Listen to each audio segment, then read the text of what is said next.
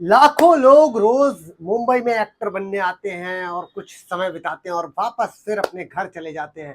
क्या कारण है कि आप अपने सपने को मार देते हैं? क्या क्या कारण है कि एक एक्टर अपने सपनों को मार कर उसे वापस अपने घर का टिकट कराना पड़ता है? नमस्कार दोस्तों, आप सभी जुड़ चुके हैं नाट्यवेद एक्टिंग रिसर्च सेंटर पर मेरे यानी कृष्ण राज के साथ में। आज मैं बात करूंगा किन किन कारणों से उसका स्ट्रगल जो है एक बहुत एक्सट्रीम लेवल पर पहुंच जाता है, जिसकी वजह से फ्रस्ट्रेटेड हो जाता है और उसे वापस घर जाना पड़ जाता है। इसी विषय पर बात करेंगे। अगर चैनल पर नए हो तो पता है ना यार, क्या करना है, सब्सक्राइब कर दो, ठीक है, वो घंटी दबा दो भाई। बहुत इंपॉर्टेंट चीजें बताता हूँ इस चैनल पर, कहीं नहीं मिलेंगी, तो घंटी दबा दो भाई, ठीक है। ज्यादा से ज्यादा लाइक किया करो, शेयर कर दिया करो, ठीक है। चलिए बात करते हैं कि 5 ऐसी गलतियां जो एक एक्टर अपने करियर में कर रहा है, जिसकी वजह से उसे या तो एक्टिंग छोड़नी पड़ रही है या कुछ समय के लिए वापस घर चला जाना पड़ रहा है। फिर वापस आएगा प्लानिंग, तो किस तरीके की प्लानिंग में वो उलझा हुआ है या कौन कौन सी 5 गलतियां कर रहा है, इसी पर हम बात कर रहे हैं। पूरी वीडियो भाई ध्यान से देख लेना, बहुत इंपॉर्टेंट बात बता रहा हूँ। तो 5 गलतियां। पहली गलती जिसके बारे में मैं बात करता हूँ कि एक्टर क्या गलती करता है, एटीट्यूड प्रॉब्लम। यार एटीट्यूड की अगर मैं बात करूं तो एटीट्यूड में एक्टर अपने दिमाग में एक और एटीट्यूड बना लेता है कि भाई, अरे यार मैं ऑडिशन वगैरह लाइनों में नहीं लगूंगा, मैं क्या करूंगा जाकर, मैं तो मेरे पास डायरेक्ट आएगा।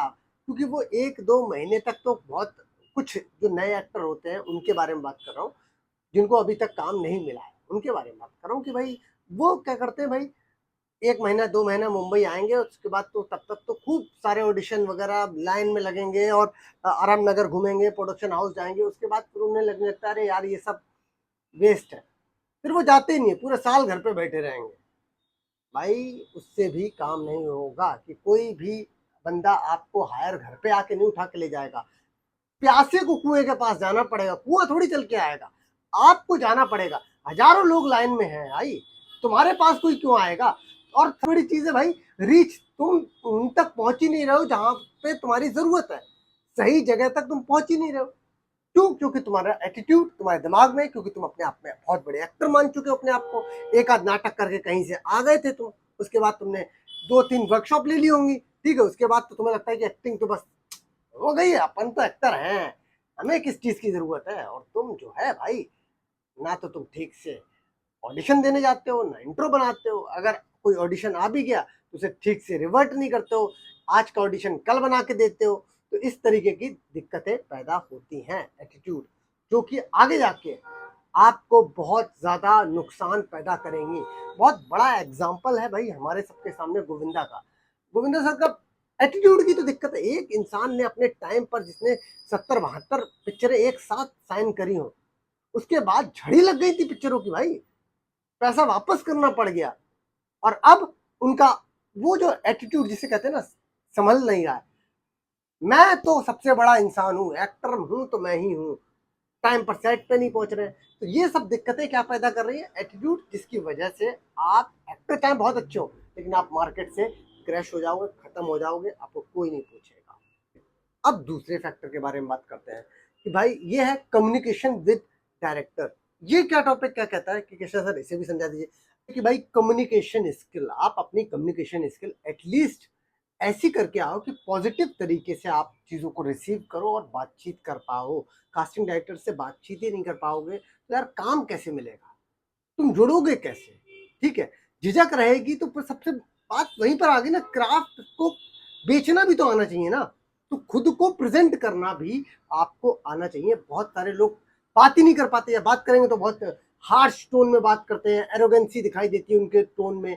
और बहुत सारे लोग ऐसी बात करते हैं कि भाई बिल्कुल ऐसा लगता है कि सर हम बिल्कुल आपके पैरों में गिर जाएं क्या, हमें मतलब बिल्कुल हम पैर छू लें क्या। तो बिल्कुल बीच का कम्युनिकेशन स्किल, बहुत ज्यादा नीचे भी मत गिराओ अपने आप को, भाई एक्टर हो, सेल्फ रिस्पेक्ट है तुम्हारी भी, है। और बहुत ज्यादा ऊपर भी मत अपने ईगो को लेकर जाओ। तो कम्युनिकेशन मतलब बीच का रास्ता लेकर चलो अपने आप को, कि आदमी को बुरी भी ना लगे और अच्छी चीजें भी आप प्रेजेंटेबल तरीके से पहुंचो कास्टिंग डायरेक्टर्स तक, ठीक है। अगले पॉइंट के बारे में बात करते हैं। अगला पॉइंट क्या कहता है कि भाई ये कहता है कि unnecessary time waste, unnecessary time waste, जिसके कारण, ये सबसे इंपॉर्टेंट पॉइंट है, जिसके कारण क्या करते हैं, आपको पता है ना, ट्रेन पकड़कर वापस घर जाना पड़ेगा, 110% जाना पड़ेगा। अननेसेसरी टाइम वेस्ट क्या है कि आप बजाय इसके कि भाई आप खुद पर काम करो या आप काम को ढूंढो, दो ही चीजें करनी है आपको मुंबई में, बजाय आप क्या करते हो लिंक बनाने के चक्कर में ज्यादा फोकस रखते हो। क्या मैं कह रहा हूँ इंपॉर्टेंट है, लेकिन लिंक पर ही इतना फोकस मत कर लो कि भाई काम घंटा कुछ नहीं आता तुम्हें, लिंक बनाने मीटिंग, सर क्या चल रही है, मीटिंग चल रही है मेरी, आज कहां पर हूँ, मीटिंग चल रही है। अरे यार आए हुए तुम्हें 4 दिन हुए नहीं, एक्टिंग का एबीसीडी आता नहीं है तुम्हें, तुम अलग अलग लोगों से मीटिंग कर रहे हो। अरे यार ऐसे कैसे, कोशिश करो कि भाई सही लोगों तक पहुंचो, अननेसेसरी लोग बहुत मिसगाइड करेंगे तुम्हें। इसमें बात करूं तो ये जो पॉइंट है वो है मिसगाइड, यहाँ पर आप सबसे ज्यादा मिसगाइड होगे, चाहे वो दोस्तों से हो जाओ, रूममेट से हो जाओ, वो चाहे वो नेगेटिव आपके अंदर कह देंगे, क्या कहेंगे, भाई अरे कुछ नहीं होता यार आराम नगर जाने से, भाई घर पे बैठते हैं। तो वो क्या है कि भाई आप क्या करोगे, टाइम वेस्ट करोगे, फिर क्या करोगे, चलो ठीक है कुछ और कर लेता हूँ, ये कर लेता हूँ, कहीं घूमने निकल जाता हूँ, फर्जी टाइम वेस्ट, कहीं फोन पे बातें करोगे, तो ये सारी चीजें आपके जीवन में टाइम वेस्ट करेंगी और आप अपने टाइम को सही तरीके से मैनेज नहीं कर पाओगे।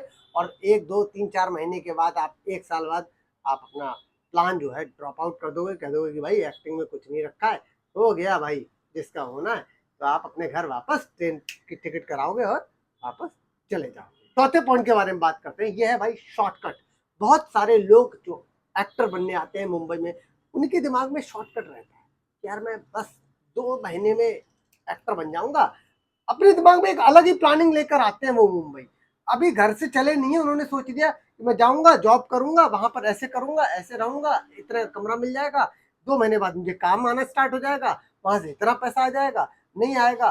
तो अब इस तरीके की प्लानिंग लेकर चलते हैं, जब मुंबई पहुंचते तो घंटा ऐसा कुछ होता नहीं है, जब ऐसा कुछ होता नहीं है तब वो ढूंढते हैं शॉर्टकट। शॉर्टकट क्या कि भाई किसी किसी से मिलते हैं कि भाई इधर पैसा भर देते हैं, इधर कास्टिंग एजेंसी में पैसा भर देते हैं, बहुत सारी एजेंसीज है, यहाँ पर मैं नाम नहीं लूंगा, जिसमें वो 1,000 रुपये जमा करवाती हैं, पूरे पूरे साल निकाल देंगी, आपको एक छोटा सा काम पकड़ा देंगी, और हो सकता है नहीं भी पकड़ाएंगी, तो उसमें आप पैसा भर देते हो। तो भाई शॉर्टकट ढूंढने की कोशिश मत करो, बहुत सारे लोग इसी में फंस जाते हैं कि भाई आ जाओ हम तुम्हें काम, अरे किसी का बाप तुम्हें काम नहीं दिला सकता, फैक्ट बात है, जब तक तुम्हारे अंदर क्राफ्ट नहीं है। बहुत सारे लोग कास्टिंग डायरेक्टर्स के चक्कर में फंस जाते हैं, वर्कशॉप ही आजकल देखो सबसे ज्यादा ट्रेंड ही इस बात पे चल रखा है, कास्टिंग डायरेक्टर्स की वर्कशॉप लेने जाऊंगा, वहां सेटिंग हो जाएगी मेरी, और मैं वहां से मेरे लिंक बन जाएगा और मैं एक्टर बन जाऊंगा, उसके बाद मैं बहुत बड़ा स्टार। भाई ऐसा कुछ भी नहीं होता, ये बहुत बड़ा भ्रम है जो मार्केट में इस समय चल रहा है। बिल्कुल, अगर 25 30 40 बच्चे हैं, 40 बच्चों की वर्कशॉप हो रही है, मैं देखो वर्कशॉप के खिलाफ नहीं हूं, मैं फिर कह रहा हूं, लेकिन अप्रोच जो एक्टर शॉर्टकट लेने की सोच रहा है, उसकी अप्रोच खराब है, वो गलत तरीके से एक्टिंग को अप्रोच कर रहा है, शॉर्टकट तरीके से अप्रोच कर रहा है, चाहे वो सीखने में अप्रोच कर रहा है, चाहे वो काम को ढूंढने में अप्रोच कर रहा है, ये दोनों ही तरीके में वो शॉर्टकट यूज कर रहा है, जबकि एक्टिंग का कोई शॉर्टकट नहीं है, वो लॉन्ग टर्म ही है। आपको धीरे धीरे धीरे धीरे समय के साथ चीजें समझ में आती हैं, शॉर्टकट जैसा कुछ भी नहीं होता है। ठीक है, अब जैसे कि कास्टिंग डायरेक्टर्स वर्कशॉप करते हैं, फिर मैं देखो मैं यहीं पे फिर बात करूँ, देखो फिर मैं वही बात कर रहा हूँ, मैं वर्कशॉप के बिल्कुल भी खिलाफ नहीं हूँ, लेकिन अप्रोच तुम्हारी खराब है। एक वर्कशॉप में 25 30 40 बच्चे हैं, तो वो कास्टिंग वाले 40 बच्चों को क्यों नहीं सिलेक्ट कर दे रहे? ठीक है, अगर उन्हें सिलेक्ट ही करना है, उन्हीं वर्कशॉप वाले बच्चों में से ही सिलेक्ट करना है, तो फिर वो बाहर जाकर ऑडिशन क्यों रख रहे हैं, बाहर जाकर अपनी रिक्वायरमेंट क्यों डाल रहे हैं? भाई कम से कम 30 बच्चे लिए, इन्हीं में से इन्हें ट्रेंड करो और इन्हीं को उठा लो। बट वर्कशॉप खत्म होने के बाद कहते हैं तुम्हें अभी और काम करना पड़ेगा, तो भाई करना पड़ेगा ये तो पहले ही बता देते, अब बाद में बता रहे हो, जब इतने सारे पैसे खत्म हो चुके बच्चे के, अब वापस जाने की नौबत पे आ गया। अगले और लास्ट पॉइंट के बारे में बात करते हैं। ये लास्ट पॉइंट क्या कहता है, ये लास्ट पॉइंट कहता है कि मिसमैनेजमेंट। आप जब घर से आ रहे हो तभी आपका मिसमैनेजमेंट होता है, आप सही तरीके से मैनेज ही नहीं करते हो, चाहे वो फाइनेंशियली हो चाहे वो साइकोलॉजिकली हो। मुंबई को आप सही तरीके से मैनेजमेंट के तौर पर नहीं लेते हो। अब देखो मिसमैनेजमेंट क्या कहता है, मिसमैनेजमेंट कहता है कि भाई आप अपनी पॉकेट के अनुसार रहो, ऐसा नहीं है कि आप भाई मैं यार कंफर्टेबल नहीं हूँ, मैं मतलब एक लोखंड वाला में जाके रहूंगा, जाके मैं कहीं और जाके रहूंगा। भाई जितना पैसा है उसी हिसाब से पहले अपने फाइनेंशियल चीजों को मैनेज करो, ठीक है। दूसरी चीज, आप ये सोच के आते हो कि मैं मुंबई जाऊंगा, एक आध महीने बस देख लूंगा, उसके बाद मैं जॉब पकड़ लूंगा, और पता नहीं कितने बच्चों का मेरे पास फोन आता है, सर मेरी जॉब तो लग जाएगी। यार तुम मुंबई यहाँ जॉब करने आ रहे हो क्या? अब क्वेश्चन ये आता है कि सर करें क्या फिर हम, खर्चा कैसे हो? तो खर्चे के लिए ये मेरी पर्सनल गाइडेंस है। देखो दो चीजें मैं प्रेफर करता हूँ, या तो देखो शॉर्ट टर्म चीजें करो, अगर तुम्हें पैसे के लिए भी चीजें करनी है, अगर आपको मैनेजमेंट करना है, कोई भी पार्ट टाइम मुंबई में पार्ट टाइम जॉब ढूंढो जो कि आपके करियर को, एक्टिंग करियर को अफेक्ट ना कर रही हो। होता यह है कि एक्टिंग में जॉब करने आ जाता है, उसके बाद मुंबई में जॉब ही जॉब करता रह जाता है, उसके बाद 1 महीना कब निकलता है, 2 महीना कब निकलता है, 6 महीने कब निकलता है, फिर उसे समझ में आता है कि यार मैं कर ही क्या रहा हूँ। तब तक 1 साल निकल चुका होता है, और 1 साल निकलने के बाद ना तो वो एक्टिंग ठीक से सीख पाया, और जो सीख के आया था वो भी 1 साल का गैप हो गया, उसका भी वो क्राफ्ट खत्म हो गया। उसके बाद क्या करता है, फिर वो भाई कहता है कि अरे यार कुछ रखा नहीं है यहाँ पर, उठाता है बैग और वापस घर। तो ये मिस मैनेजमेंट, चाहे वो फाइनेंशियली हो चाहे वो साइकोलॉजिकली हो, ये मैनेज करके रखो। आई होप ये 5 मोस्ट इंपॉर्टेंट पॉइंट आपको समझ में आए होंगे इस वीडियो को थ्रू, कि भाई ये 5 गलतियां मत करो। देखो फिर से मैं बता देता हूँ, पहली गलती, आप अच्छे तरीके से पॉजिटिव एटीट्यूड के साथ में आओ, पॉजिटिव एटीट्यूड के साथ में अपने काम को अप्रोच करो। नेगेटिविटी आएगी उसे छोड़ दो, रिजेक्शन आएंगे उसे छोड़ दो, भाई आएंगे, उसके लिए तुम पहले से प्रिपेयर हो, ठीक है। ऐसा मत करो कि अगर डायरेक्टर ने कह दिया कि भाई तुम सिलेक्ट नहीं हो तो एटीट्यूड में आ गए, नहीं भाई, अच्छे पॉजिटिव तरीके से बात करो। दूसरा पॉइंट है कम्युनिकेशन स्किल आपकी अच्छी होनी चाहिए। तीसरे पॉइंट के बारे में, शॉर्टकट नहीं है भाई, कोई भी शॉर्टकट नहीं है, यहाँ वहाँ पैसा भरने का कोई फायदा नहीं है, कुछ काम नहीं आएगा, ठीक है। लड़कियों के लिए खासतौर पर कि मैं बस कॉम्प्रोमाइज कर लूंगी या ये चीज हो जाएंगी, किसी ने सबसे पहले डायरेक्टर क्या कहते हैं, क्या हो आपको ना एक पर्सनल मीटिंग, ये जो भी डायरेक्टर ये कहे ना पर्सनल मीटिंग करवा रहा हूँ, समझ जाओ कुछ घपला है, ठीक है। क्योंकि पर्सनल मीटिंग यार क्या उसे काम देना तो सीधे तुम्हें स्क्रिप्ट पकड़ाएगा, कहेगा ये ऑडिशन बना के दो। पर्सनल मीटिंग, लड़की से ही पर्सनल मीटिंग क्यों करेगा, लड़के से क्यों नहीं करेगा, ठीक है। तो कोई भी शॉर्टकट नहीं है, और अगर तुम्हें इन सब चीजों में फंस भी जाओगे तब भी तुम्हारा करियर खत्म, ठीक। तो अगले पॉइंट मैंने बताया कि भाई आप जो है टाइम वेस्ट मत करो अननेसेसरी मीटिंग्स में, दोस्तों के साथ में फोकस करो, किताबें पढ़ो, ज़्यादा से ज़्यादा भाई फिल्में देखो, और जितना टाइम हो सके यूटिलाइज करो, बजाय इसके कि तुम सोशल मीडिया पर सिर्फ रील स्क्रॉल कर रहे हो। उससे बढ़िया कंटेंट सोचो, कुछ बनाओ, खुद ही अपने ऑडिशन इतने सारे रिकॉर्ड कर लो, ठीक है। वरना यार, वरना तुम्हें खुद ही रियलाइज हो जाएगा कि यार भाई 1-2 साल बाद कि मेरा कुछ नहीं हो रहा है, और इसके जिम्मेदार भी तुम ही हो और कोई नहीं है, ठीक है। अगला लास्ट पॉइंट जो मैंने समझाया वो यही है कि भाई अपना मैनेजमेंट रखो, जितनी पॉकेट है उसके हिसाब से ही चीज़ों को एक्सपेंसेस करो। आई होप आपको ये पूरी वीडियो समझ में आई होगी, मज़ेदार लगी होगी। मिलते हैं अगले पार्ट के साथ में, तब तक के लिए भाई सब्सक्राइब और फॉलो ज़रूर कर देना, ठीक है। इंस्टाग्राम पे जुड़ जाओ @takish_22 और @नाट्यवेद पर बहुत प्यारी प्यारी रील्स आ रही हैं, वहाँ पर देखो, टेक्निक्स भी बताए हैं मैंने, उनको देखो। मिलते हैं अगली वीडियो के साथ में। राधे राधे।